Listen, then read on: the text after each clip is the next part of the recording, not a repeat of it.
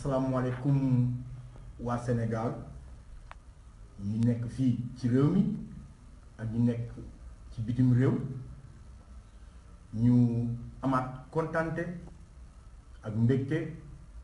janooti ak yéen ci waxtaan di bal ñëpp àq di balu it ñëpp àq di wax ne waxtaan bi li ko waral li ko sabab li mu wund umpul kenn xool asamaan jarul buuxante Sénégal dafa toll ci jamono boo xamante ne dafa jot ma ne dafa jot Sénégal yi jël seen responsabilité te xam ni dañu am njiital réew boo xamante ne dictature bu wér bu avéré la teg suñu kaw ndoon ci anam bu ne ci anam boo ko saytu li ko neex nam ko neexee nam ko soobee la koy tegee ci suñu kaw ndodd mu mel ne ñun ñoo ko nangu soo ñëwee ci côté économique le patronat sénégalais le privé sénégalais dee na assassiné na ko rey na ko ba yaxee favoriser ñu jógee feneen ñëw mu defal leen amnistie fiscale wa ilaa exonération de taxes wa ilaa moo xam te amul benn marché boo dégg ne def nañ appel d'offre sénégalais yi jongante ci ba sénégalais gagné mu mel ni dafa ne rek képp koo xam ne sénégalais nga di yëngu ci mbirum économie ak teraanga ak liggéey ak jox ndaw ñi liggéey yow moom dama lay liquider bu ma ñëwee jël pouvoir bi nga ñëw côté politique mu jàpp opposant ya tëj ñeneen ñi mu corrompre leen taf ci wétam ñeneen ñi mu ne comme tëj naa yenn opposant yi ñeneen ñi maa ngi ut lu ma leen tàqal sotteegul xaaral ma jubli it ci ñi ñuy woowee activiste yi ñoom it ma tëj leen su ko defee Sénégal kenn dootul am kàddu baat dootu fa jib bu jëm ci lu may kontar nga ñëw ci domaine social foofu nag moo nekkati daj dëpp ga cherté de la vie jafe-jafe preuve dañoo indi benn bateau teg ko fii di ko fay ay milliards parce que hôpitaux yi baaxuñ Sénégal plateau médical bi baaxul Sénégal preuve ñoom ci seen bopp ku ci feebar bitim réew ngay dem faju jee preuve ñaata suñu ay yaay suñu ay yumpaañ suñu ay tànta ba léegi ci ay saret lañ leen di teg pour ñu wasin preuve ñaata ndaw ñoo dee ñaata liir ñoo dee ñoo judd indaale wuñu bakkan wala seen waajur génn àdduna ci bu ñuy indi bakkan mercrocrop ni ko sama maam doon waxee sax amuñ ko ci l'hôpital yi waxuma la ak huitaine dégg naa sax am na hôpital yoo xam ne dañuy pikiir ba noppi jël seringue bi baxal ko pour pikiraat ci keneen lu doy waar ambulance moom waxaalewu ma ko dara nga ñëw ci wàllum njàng mi ba tey muy social ba njàng mi yàqoo ci Sénégal musut yàqoo ni mu yàqoo ci jamono yi ñu génn at mu jot fukki junni grève professeurs yi di laaj seen ay indemnité di laaj seen ay mbir élèves yi programme yi métti na nit ñi jànguñ sénégalais yi sonn sénégalais yi fatigué ñëpp nekk ci ay jafe-jafe nga ñëw ci wàllum liggéey kenn amul liggéey Sénégal kenn amul fi liggéey kenn mënu fi liggéey amul ku génn ak say diplôme bañ jox la liggéey le privé ne recrute pas parce que amuñu lu ñu recruter le public ne recrute pas parce que amuñu ku ñu mën a jël mu nekkaat benn jafe-jafe bu tegwaat ci ndoddu askanu Sénégal nga gis ñu bëri ci jeunesse bi jël nañ géej gi def ko solution pour dem Europe seeti ji yeneen i yoon te sax ñooñu it amul benn protection la preuve sénégalais de l'extérieur député de l'extérieur des sénégalais de l'extérieur directeur des sénégalais de l'extérieur consulat ya njëriñ amuluñ ko sénégalais yi fañ ne njëriñ amaluñ ko sénégalais yi fa ñu ne document bi gën a ndaw muy passeport boo ko bëggee la jëndi problème la. ça veut dire que soo doon waxtaan ci bilan wu nguur gi fi ne gisuma ban réponse la apporté ci question yi ko askanu Sénégal woo ba léegi ci wàllu social bu tey jii mbay mi jeex na waa àll baa ngi sonn gerte gi qualité bi baaxul te àll bi jaaxle nañ xamul ndax danañ ko jaayam dégg ñu aaye leen diwlinu segal ndax ñoom dañoo joxe ay marché pour yeneen entreprise tubaab bi ñëw tegu fi di exploiter suñu gerte gi suñu tomate bi bisaab ba pomme de terre ba ñu jox ko indo ya jaay yeneen suuf yi yeneen i tubaab ñi ñëw moom ko accaparer nos terres di bay la leen neex di ko góob di yóbbu seeni réew ñun ñuy importer ba tey ceeb di importer ba tey soble Sénégal dañuy importer ba tey soble di importer ba tey tomate di importer ba tey lu gën a ñàkk xorom poobar sax dañ koy importer ñun Sénégal te ñu am suuf am solution am ay nappes phréatiques mën a utiliser suñu ndox mën a utiliser les eaux usées Sénégal amul lu dul ñaari centre d'épuration mooy zone de captage bii ak bu Sébikotane moo tax mënuñu am autosuffisance ci ndox pour lu mën a alimenter suñu bëy mu nekk mbéyum atum lëm la preuve fa ëpp nappe phréatique fa la dem samp Dubaï ñaajo mu rey agriculture bi foofu rey sénégalais yi foofu nga jëlaat beneen wàllu mooy nag dundu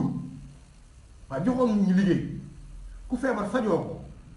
nit ñi jànguñ nga mun leen a oyofal dund gi waaye nga ñëw ne dund gi nag sax dama koy yokk mu gën a ti métti seen kaw lépp cher taxe indirecte yi lépp cher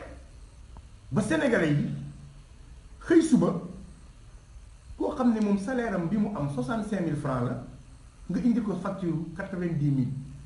fan la koy fayee sénégalais boobu fan lay fayee facture am boobee dafa abusé dafa ëpp dafa jéggi dayoo dafa ñaaw dañoo yaccaaral ñun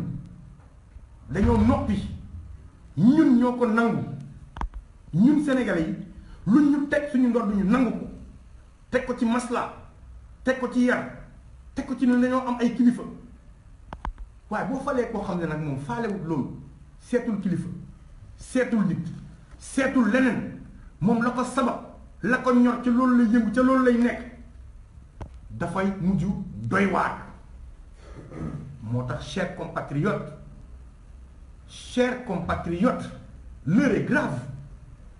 l'heure est grave moo tax ni ki suba muy àjjuma bés bi dafa am solo rapport de force la ñu toll ak nguuru Macky Sall rapport de force pourquoi parce que dictateur boo gis ci àdduna dafay essayer soo nooyalee mu jàll waaye léegi nag ndax dañ koy bàyyi mu jàllale lépp est-ce que dañuy nangu mu teg suñu kaw lépp suba lañu war a wane suñu bopp suba le Sénégal di wane boppam insha allah mu nekk marche boo xam ne daanaka ci Sénégal gi yëpp dañ koy defandoo ñun ci biir kuréel bu tudd ñoo lànk def nañ la war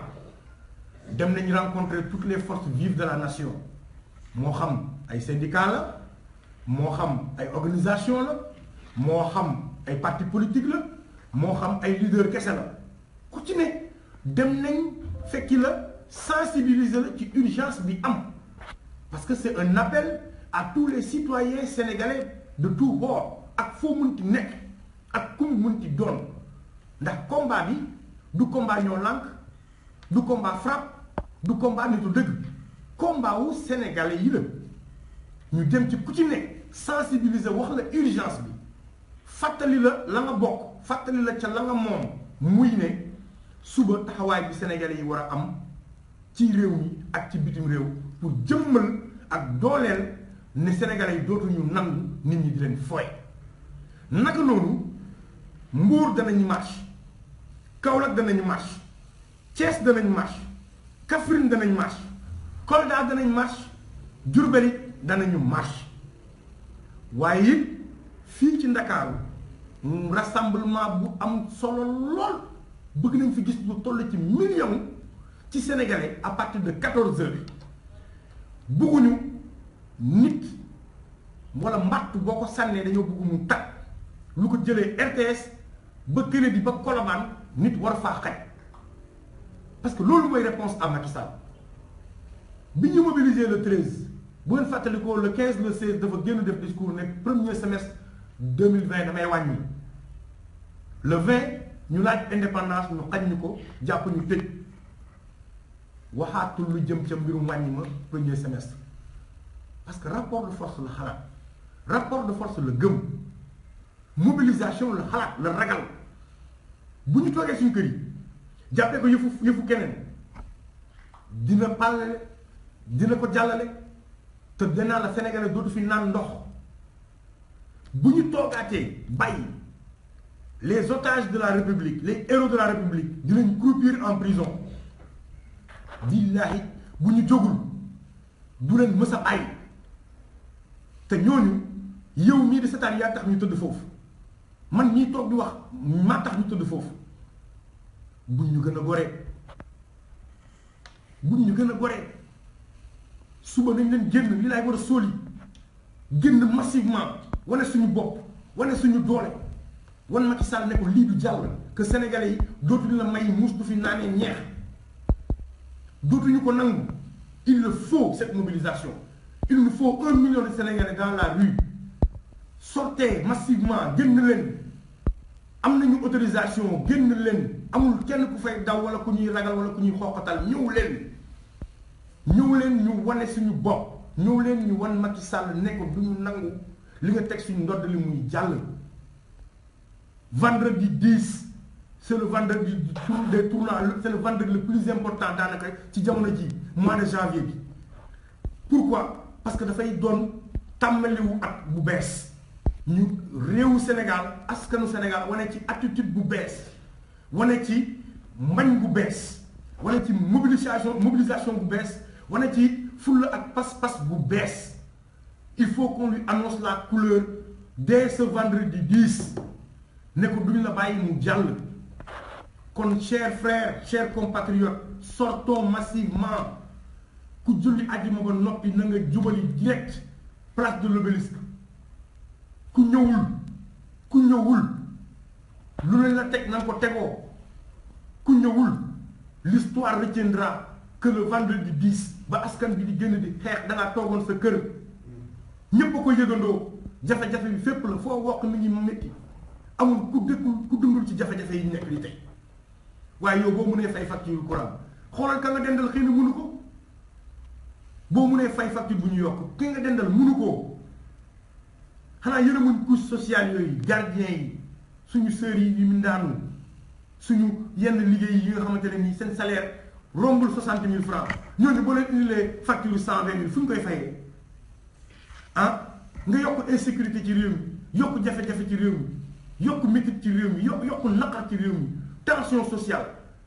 et puis ils se permettent nan dañuy woote dialogue national yow nan ngay wootee dialogue national ci contexte boo xamante yaa ngi rey Sénégalais yi ah boom sonal Sénégalais yi xoxatal leen xoj leen lekkuñ naanuñ fajuwuñ jànguñ liggéeyuñ ah nga ne da ngay woote dialogue national boo xamante ne nii ña fa toog ak yow imposé wuñ la nga bàyyi les otages de la République parce que balaa ngaa woote dialogue day fekk li la war nga def ko mooy ñi nga jàpp en otage nga libéré leen mooy coono yi nga teg ak jafe-jafe yi nga teg askan bi nga dindi ko su boobaa ñu mën a wax dialogue waaye jàpp bokkal ma diw ma mbëkk diw bokkal ma diw ma mbëkk diw il faut respecter les Sénégalais et les Sénégalais se feront respecter demain vendredi 10 15 heures place de l'Obélisque nit waratu faa xaj parce que bu dul rapport de force Macky Sall déggul leneen te gisul leneen faalewul négociation faalewul ñaan faalewul négociation faalewul waxtaan faalewul laam-laamee faalewul maasale dégg ngeen ko ces discours du ma ko def la lay wax du ma wax oui du ma wax non la lay wax kooku il est catégorique c'est de la dictature c'est un dictateur da ngeen di nangu un dictateur kenn waxtaan ak moom dictateur day teg nga teg rapport de force la xam xamul waxtaan xamul négocier xamu ko bokku sax ci ay plan am ay programme am kon ñun dañuy toog di pet suñu temps dañuy waxtaan ak dañuy négocier sortons dans les rues yow mi dëkk Diourbel bu la kenn jiitu ci mbedd mi yow mi dëkk Kaolack bu la kenn jiitu ci mbedd mi ku dëkk Kolda bu la kenn jiitu ci mbedd mi ku dëkk Mbour ku dëkk Kaffrine sortez dem leen wuy ji ci mobilisation yi génn leen jafe-jafe yi ñun ñoo koy dund nee naa la ñoom xamuñu cher courant ñun ñoo leen koy fayal sa taxe ya ngay fay mooy fay courant préfet mooy fay courant ministériel mooy fay courant waa Benno Bokk Yaakaar ñoom fayuñ ko xamuñ ko yëguñ ko bu courant yokkoon ba jar 1 milliard ñoom faalewuñu loolu te boo yokk courant te yeneen jafe-jafe yi nekk fi ak yeneen ñàkk fayda yi yokkal cigarette yokkal sangara yokkal xeesal yokkal greffage yu ñàkk fayda yooyu nga xam ne amul askan bi njëriñ mais les denrées de première nécessité mënoo ko yokk li ñu soxla li ñuy dundee mënoo ko yokk tegoo ko ci dara waaw bu fekkee ne Senelec mi ngi am production dama bëgg ñu wax ma tuuti man logique bi laa bëgg a xam Senelec mi ngi am production donc mi ngi jaay naka la mu ne am ay déficit bu dee état moo yoral Senelec na état fay dégg nañ fan yi jaaw ministre bi génn ne Senelec état moo ko yoral xaalis kon ñun suñu yoon la mooy ñun ci suñu yoon ci yow nguur gi nga jël suñu alal pasale ko ci yu ñàkk fayda ci sa ay campagne électorale ci séddale ko ci sa biir yéen Benno Bokk Yàqal Sénégal ngeen séddoo ko tasaare ko seen biir yéen rek ngeen di am ñun ñi gën a torox ba mu neex leen ngeen wëlbatiku ne léegi kon ñun amee nañ bor nangam ñun xaaral kon ñu tegaat ko seen ndoor du ngeen fay ko loolu amul sax xel yu yërmande wu leen yërmu leen askan bi lii laay war a soli seet leen askan bi yërëm leen waa troisième âge bii ñëw naaj bu tàng di marché troisième âge ay pa ay mère 65 ans 70 ans 80 ans di ñëw di ñaxtu mais xam nga ne loolu ñun caaxaan taxu leen a jóg ñun fu laa leen tax a jóg yow kilifa gu dem à la retraite ñetti weer ba ñetti weer ngay fayeeku fukki dërëm IPRES balaa mu laa fay tey bu la fayee balaa mu laa fayaat yàllaa xam ndax keesu état yëpp vide ngeen lépp def ko ci seen ay caaxaan kilifa googu noonu ndeysaan bu génnee di xeex ànd ak ndaw ñi xam nga ne caaxaan taxu ko jóg Macky libère les otages bu dee dëgg la bu dee da nga leen jàpp parce que dañoo def trouble à l'ordre public ñun ñëpp def nañ ko te jàppoo ñu ñun ñëpp bu fekkee dafa am lu laxasu ci dossier bi wax ko nit ñi Guy Marius Sagna lan la def lan la def lan la Guy Marius Sagna wax loo waxut yow bi nga nekkee opposition wala mu def la ko loo defut yow yor nga fi mer gàddu yor fi xeer wax nga fi da ngay dem jëli ci Abdoulaye Wade palais te pourtant yaa ngi dox vaquer à tes occupations bàyyil doomu jàmbur yi ñu dem seen kër yi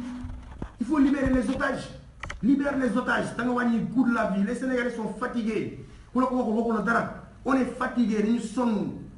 dañu maar ñun mënatuñu danañu xoj danañu poqatal danañu sonal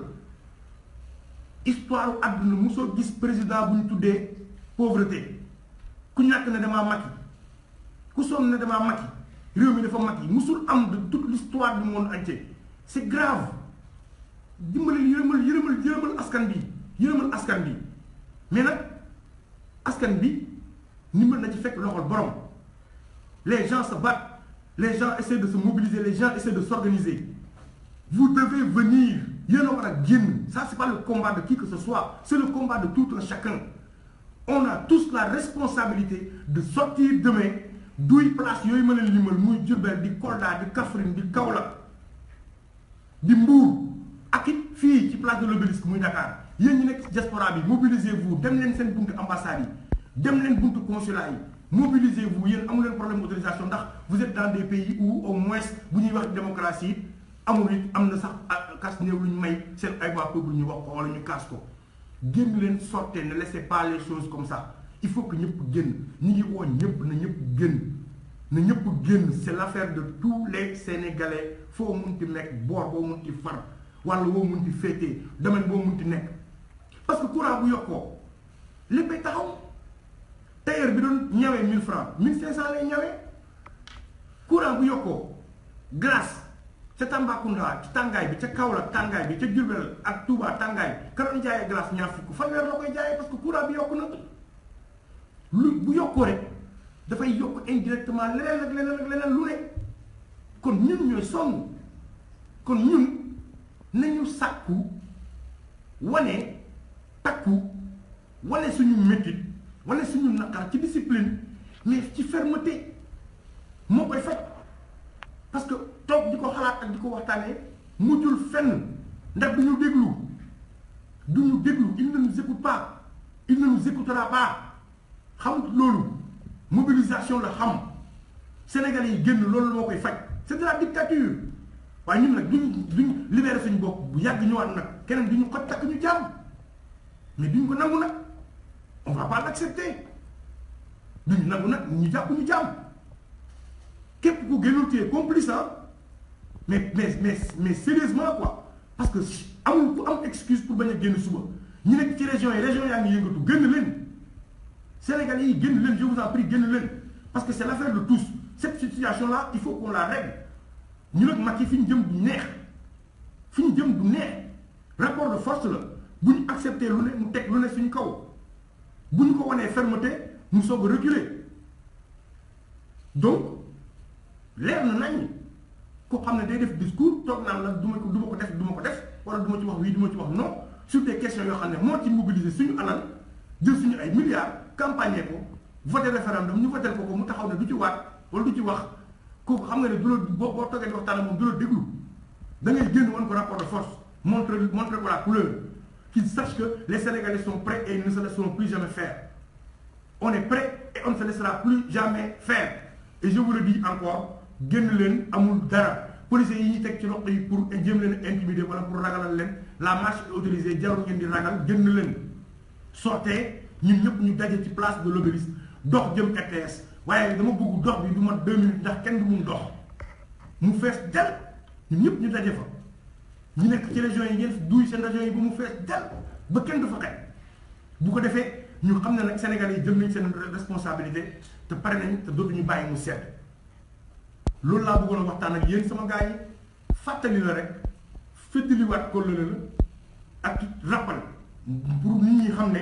mobilisation suba bi dafa am solo dafa am njëriñ jël nañ suñu ay devant jël nañ suñu ay responsabilité bind nañ autorisation 15 jours jël nañ toutes les dispositions nécessaires on a rencontré toutes les forces vives de la nation moo xam homme politique la moo xam société civile la moo xam syndicat la moo xam organisation bu mu ci mënti doon la pour rek ku ne gis ci sa bopp pour rek ku ne xam ne sa yëfa pour rek ku ne moomale ko sa bopp kon mbootaay ñoo la def na ko war leneen li war askan bi nag mooy yow mii di ma setaan mooy nga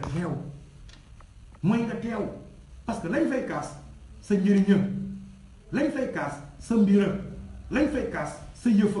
sa poos a koy fekkee yéen ñi nekk ci diaspora bi incitez vos familles à sortir parce que yéen bu facture yokkoo da ngeen koy yëg boo doon yónnee 100 euros 150 ngay yónnee boo doon yónnee $100 200 ngay yónnee kon yéen it da ngeen koy yëg seen poos du ko fekkee ki ne fii poosam du ko fekkee kon dox daje ak dig daje ni ki suba ci àjjuma bu 15h jotee place de l'Obélisque ñu dox jëm RTS xeex suñu bopp xeexal suñu bopp wan Macky Sall ne ko dootu fi jàll libérer suñu otages yi te nga wàññi dund gi cher na